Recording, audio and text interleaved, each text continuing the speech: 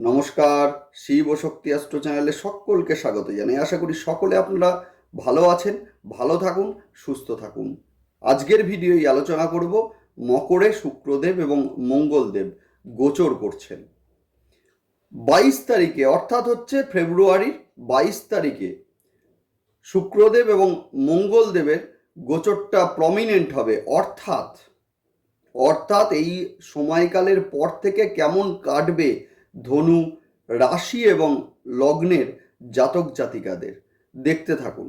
অবশ্যই আপনারা ভিডিওটি কিন্তু শেষ পর্যন্ত দেখবেন এই জন্যেই কি শেষে আমি কিন্তু গ্রহের প্রতিকার সম্পর্কে আলোচনা করে দিই।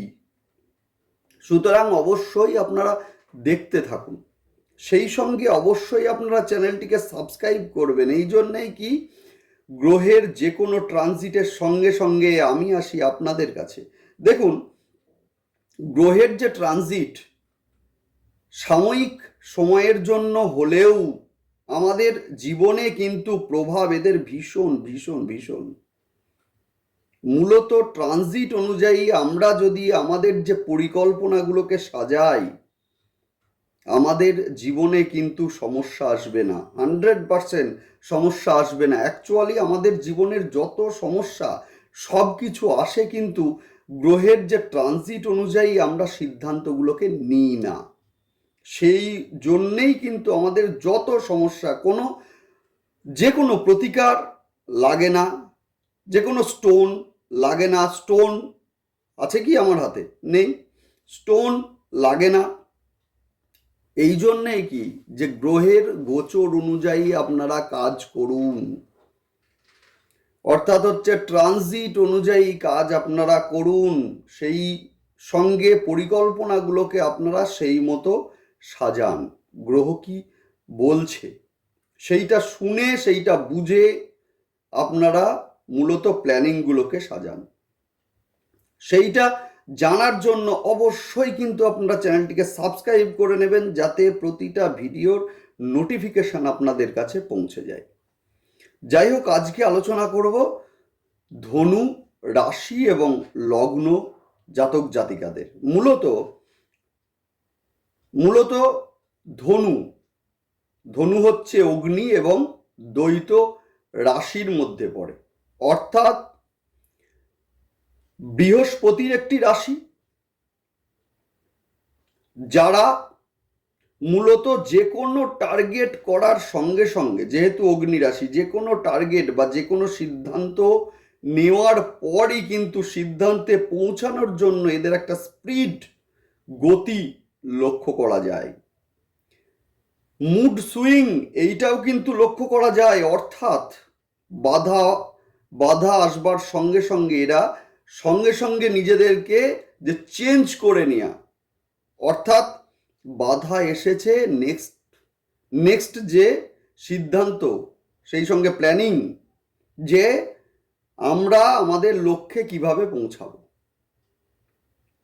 লক্ষ্যের এই যে পরিবর্তন, এইটা কিন্তু লক্ষ্য করা যায়। অন্যায় দেখলে কিন্তু রেগে যাওয়ার একটা প্রবণতা, যেহেতু অগ্নিতত্ত্বের ঘর, রেগে যাওয়ার একটা প্রবণতা, এটা কিন্তু এদের মধ্যে লক্ষ্য করা যায়। সেই সঙ্গে ঘুরতে পছন্দ করে, ভীষণ ঘুরতে, অর্থাৎ কি না, এরা ভীষণ ভীষণ পরিমাণে বেড়াতে পছন্দ করে। সেই সঙ্গে আরো একটি জিনিস হচ্ছে মানুষকে বিশ্বাস করে ফেলে। বৃহস্পতির যেহেতু রাশি, মানুষকে বিশ্বাস কিন্তু করে ফেলে।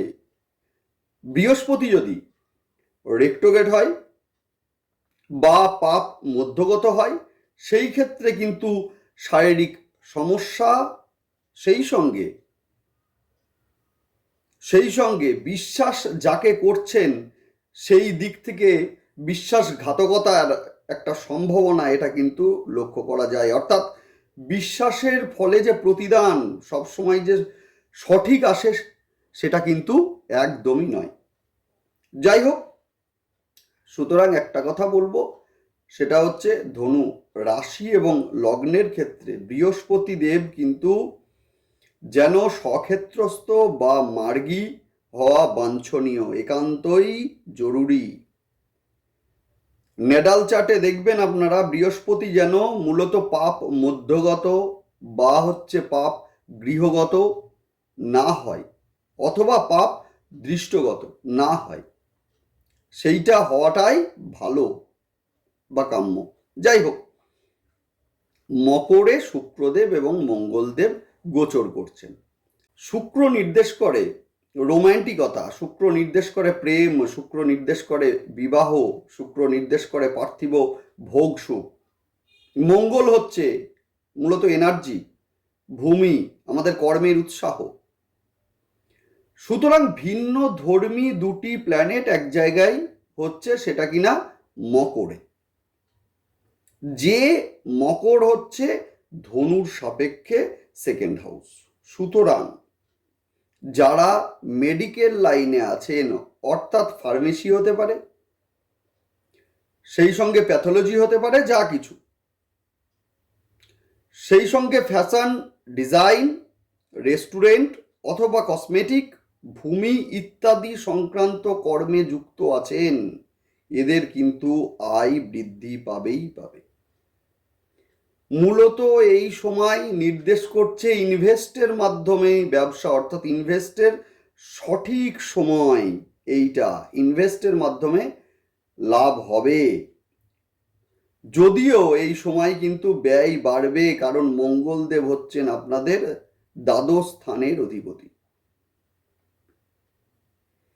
নেক্সট আলোচনা করব প্রেমের ক্ষেত্রে। প্রেমের ক্ষেত্রে সময়টি অত্যন্ত শুভ, নতুন প্রেমের হাতছানি এই সময় কিন্তু আসবে। যদিও ধৈর্য রাখুন, এই জন্যেই কি না ধৈর্য ধরতেই হবে এই সময়ে, এই জন্যেই কি না এই সময়ে ধৈর্যের স্খলন ঘটতে পারে। যাদের মঙ্গল শুভ, এদের ক্ষেত্রে কিন্তু এই সময় নতুন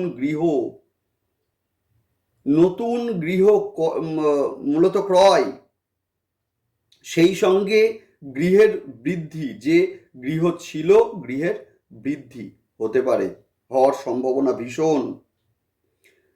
বাড়ি বা সম্পত্তি যারা বিক্রি করবেন ভাবছিলেন, অনেক দিন ধরে চেষ্টা করছিলেন, হচ্ছিল না, এবার কিন্তু তাদের হবে এবং বাড়ি বিক্রির মাধ্যমে লাভ হবে, যথেষ্ট লাভ হবে, আমি আপনাদেরকে বলছি। নেক্সট আমি বলবো শিক্ষাক্ষেত্রে যারা বাইরে যাবেন ভাবছেন, সময়টা কিন্তু অতি শুভ, যেতেই পারেন। অবশ্যই কিন্তু চেষ্টা করুন। মঙ্গল আপনাদের পঞ্চম স্থানের অধিপতি এবং সেই ক্ষেত্রে এবং সেই সঙ্গে দ্বাদশ স্থানের অধিপতি, অর্থাৎ পঞ্চম শিক্ষা, দ্বাদশ বাইরে, শিক্ষার কারণে যারা বাইরে যাবেন ভাবছেন, অবশ্যই হবে। সন্তান নিয়ে কিন্তু দুশ্চিন্তা বাড়বে, বিশেষ করে সন্তানের অবাধ্যতা বা জেদ, রাগ, সেগুলো কিন্তু বাড়বে। এই জন্যেই কি মঙ্গলদেব মকরে অবস্থান করছে, সেই সঙ্গে দৃষ্টি দিচ্ছে আপনাদের ফিফথ হাউসে, অর্থাৎ সন্তান ভাবে। সুতরাং বেস্ট রেমিডি যেটা আমি অন্তত বলবো, সেটা হচ্ছে যে সন্তানকে নিয়ে বাইরে ঘুরে আসুন, ভালো হবে। সেই সঙ্গে বৃহস্পতিবারের দিনকে তারা মায়ের যে কোনো ছবি থাকতে পারে, প্রতিকৃতি থাকতে পারে, তাতে নীল অপরাজিতা ফুল দান করুন, ভালো হবে। মূলত এই সময় কিন্তু পিতার শরীর নিয়ে একটা চিন্তা, এটা কিন্তু থাকবে। সুতরাং সেই ক্ষেত্রে বলবো পিতার শরীরের দিকে খেয়াল রাখবেন। মঙ্গলের সপ্তম দৃষ্টি কিন্তু অষ্টম স্থানে আপনাদের, অর্থাৎ এই সময়ে কিন্তু আঘাতপ্রাপ্ত হওয়ার যোগ আছে, অর্থাৎ গাড়ি সাবধানে চালান, বিশেষ করে পায়ে চোট আঘাত লাগার সম্ভাবনা আছে, সেই সঙ্গে আগুন থেকে সাবধানে থাকুন, ভালো হবে। মঙ্গল যাদের বক্রী রয়েছে, মঙ্গল যাদের ন্যাডাল চার্টে দুস্থানগত অবস্থায় আছে, তাদের ক্ষেত্রে বলবো মঙ্গলবার এবং শনিবার হনুমান চল্লিশা পাঠ অবশ্যই করবেন। যথেষ্ট ভালো হবে, যথেষ্ট ভালো হবে। যাই হোক, ভালো থাকুন সবাই, দেখতে থাকুন, সেই সঙ্গে চ্যানেলটি অবশ্যই কিন্তু আপনারা সাবস্ক্রাইব করে নেবেন। সঙ্গে থাকুন। নমস্কার।